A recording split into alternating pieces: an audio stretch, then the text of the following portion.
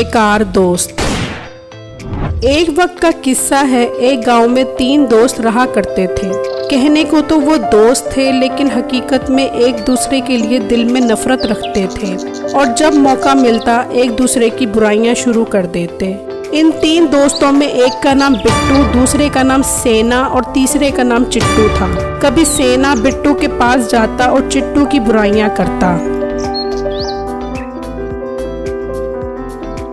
यार चिट्टू कितना पागल है, जब देखो तुम्हारी बुराइयां करता है। कोई बात नहीं, अभी इसके दिन चल रहे हैं। जब मेरा वक्त आएगा तो इसे बताऊंगा और वो सबक सिखाऊंगा कि ये याद करेगा। हाँ बिट्टू, तुम ठीक कह रहे हो। वक्त आने दो, हम दोनों मिलकर इसे सबक सिखाएंगे। और कभी चिट्टू के पास जाता और बिट्टू की बुराइयां करता। यार मैं अभी बिट्टू के पास से आ रहा हूँ। यार वो तो पागल है, उसे कोई काम नहीं तुम्हारी बुराइयां करने के अलावा। क्यों सेना, क्या हुआ है?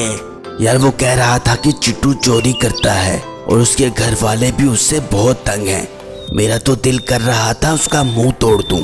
इसका काम ही बकवास करना है, तो भौंकने दो इसे जितना भौंकता है। फिर एक दिन तीनों दोस्त खेल रहे थे तो सेना ने इन दोनों को कहा, यार मेरे जहन में एक आइडिया आया है, क्यों ना हम कहीं घूमने चलें। कब से हम एक साथ घूमने नहीं गए। हाँ यार, सेना ठीक कह रहा है, हमें कहीं घूमने जाना चाहिए। और वैसे भी मुझे सफर बहुत पसंद है। देख लो यार, जैसा तुम कहो, मुझे तो कोई एतराज नहीं है। इस तरह सब राजी हो गए। तीनों बहुत खुश थे और उन्होंने जंगल में जाने का प्लान बनाया। अगले दिन सेना सामान लेने दुकान पर गया। सेना बेटा, मैंने सुना है कि आप जंगल में सैर के लिए जा रहे हो। ये सुनकर सेना बोला, हाँ जा रहे हैं, आपको कोई मसला है? बेटा मैं तो बस ऐसे ही पूछ रहा था आपसे। अगर आपको बुरा लगा है तो माफ कर दो मुझे। अच्छा, मुझे थोड़ा खाने का सामान दो और आगे से अपने काम से काम रखा करो। दुकानदार ने सेना को सामान दिया और वो सामान लेकर चला गया। अगले दिन तीनों दोस्त जंगल जाने के लिए एक जगह पर इकट्ठे हुए और गाड़ी में बैठकर जंगल की तरफ निकल गए।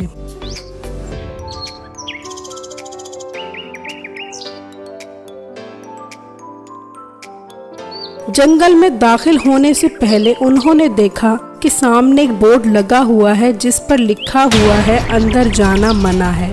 साथ ही एक आदमी की दुकान थी जो खाने का सामान बेचता था। सेना ने इस आदमी से पूछा, अंकल यहाँ बोर्ड लगा हुआ है, हमारी गाड़ी अंदर नहीं जा सकती? हाँ बेटा, आप पैदल अंदर जा सकते हो, लेकिन आपकी गाड़ी अंदर नहीं जा सकती। आप चाहो तो अंदर जा सकते हो, मैं आपकी गाड़ी का ख्याल करूँगा। इन तीनों दोस्तों ने आपस में मशवरा किया और फैसला किया कि हम गाड़ी यहीं खड़ी करके अंदर जंगल में जाएंगे। फिर उन्होंने दुकानदार से कहा, ठीक है अंकल, हम अंदर जा रहे हैं, आप हमारी गाड़ी की हिफाजत करो, हम शाम तक वापस आ जाएंगे। फिर सेना ने दोनों को कहा, यार मैं गाड़ी में से अपनी बंदूक तो निकाल लूं, हमें अपनी हिफाजत भी तो करनी है ना। ये कहकर सेना ने गाड़ी से बंदूक निकाली और तीनों दोस्त जंगल में चले गए।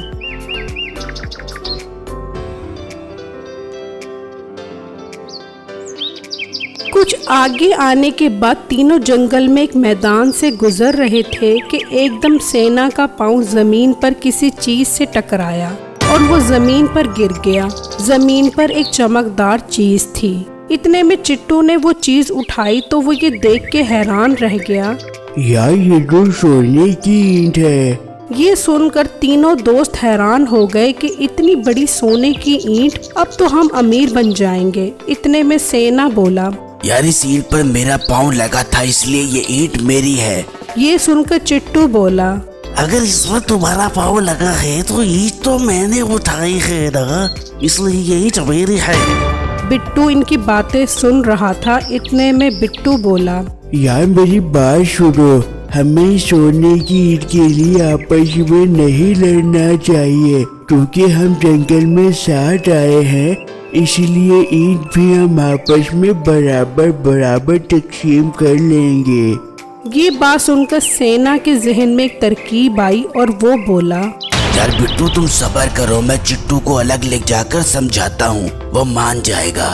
फिर वो चिट्टू को अलग ले जाकर कहने लगा, यार चिट्टू हम इस ईंट में बिट्टू को हिस्सा क्यों दें? मैं मौका देकर बिट्टू को गोली मार दूंगा और ईंट हम दोनों आधी आधी कर लेंगे। हाँ ये आइडिया अच्छा है, मुझे मंजूर है। फिर सेना बिट्टू के पास गया और कहा, यार बिट्टू चिट्टू नहीं मान रहा, मैं मौका देखकर उसे गोली मार दूंगा और ईंट हम आधी आधी कर लेंगे। हाँ ठीक है, मुझे मंजूर है। बस ठीक है, मसला हल हो गया है। चिट्टू तुम एक काम करो, अपनी गाड़ी में से खाने का सामान ले आओ, हम खाना खाकर फिर फैसला करते हैं। फिर चिट्टू सोने की ईंट सेना के हाथ में देकर खाना लेने चला गया और सोचने लगा, यार मैं खाने में जहर मिला देता हूँ और वापस आकर जब ये दोनों खाना खाएंगे तो दोनों ही मर जाएंगे और सोने की ईंट मेरी होगी। फिर चिट्टू ने गाड़ी में से खाना निकाला और उसी दुकानदार को कहा, अंकल जरा चूहे मारने वाला पाउडर तो देना। ये सुनकर दुकानदार बोला, बेटा खैर से चूहे मारने वाला पाउडर ले रहे हो? अंकल जितना कहा है बस उतना ही करते जाओ। फिर दुकानदार ने उसे चूहे मारने वाला पाउडर दे दिया। वहाँ दूसरी तरफ सेना ने बिट्टू से कहा, बिट्टू मुझे माफ कर दो, मैं सोने की ईंट तुम दोनों को नहीं दे सकता। जब चिट्टू आएगा तो मैं उसे भी गोली मार दूंगा, मुझे माफ कर देना, मैं तुम्हें गोली मार रहा हूँ। यार सेना हम बहुत अच्छे दोस्त हैं, तुम मुझे नहीं मार सकते। सॉरी बिट्टू, सोने के लिए मैं कुछ भी कर सकता हूँ, मैं तुम्हें सोने की ईंट के लिए कुर्बान कर रहा हूँ, दुआ है मेरी कुर्बानी कबूल हो। ये कहकर सेना ने बिट्टू पर गोली चला दी। नहीं नहीं, उई। फिर बिट्टू मर गया और गोली की आवाज चिट्टू को भी सुनाई दी और वो खुश हो गया कि सेना ने बिट्टू को मार दिया है। फिर उसने खाने में वो चूहे मारने वाला पाउडर डाल दिया और कहा, ओ अब ये जहर वाला खाना सेना को खिला दूंगा और खाना खाकर सेना मर जाएगा और सोने की ईंट मेरी हो जाएगी। फिर चिट्टू सेना के पास पहुंचा और उसे कहा, गुड सेना, नाइस वर्क, अब जल्दी से खाना खा लो फिर घर चलते हैं। नाइस वर्क के बच्चे, मैं खाना खाता हूँ, पहले तेरा काम तो तमाम कर दूँ। ये तुम क्या कह रहे हो? तुमने तो कहा था कि ये सोने की ईंट आधी करेंगे। हाँ मैंने जरूर कहा था राधा, ये सोना करेंगे आधा आधा, लेकिन मैं सोने का एक टुकड़ा भी तुझे नहीं दे सकता। चल मरने के लिए तैयार हो जा। सीधा ऐसा मत करो मेरे भाई मेरे साथ। सॉरी चिट्टू, मुझे अपने दूसरे दोस्त की भी कुर्बानी देना पड़ेगी, मुझे माफ कर देना, दुआ है मेरी दूसरी कुर्बानी भी कबूल हो। ये कहकर सेना ने उसके ऊपर भी गोली चला दी और चिट्टू भी मर गया। फिर सेना ने कहा, अब मैं सुकून से खाना खाता हूँ, फिर ये सोने की ईंट घर ले जाऊंगा और बादशाहों वाली जिंदगी गुजारूंगा। फिर सेना ने वो खाना खाना शुरू कर दिया।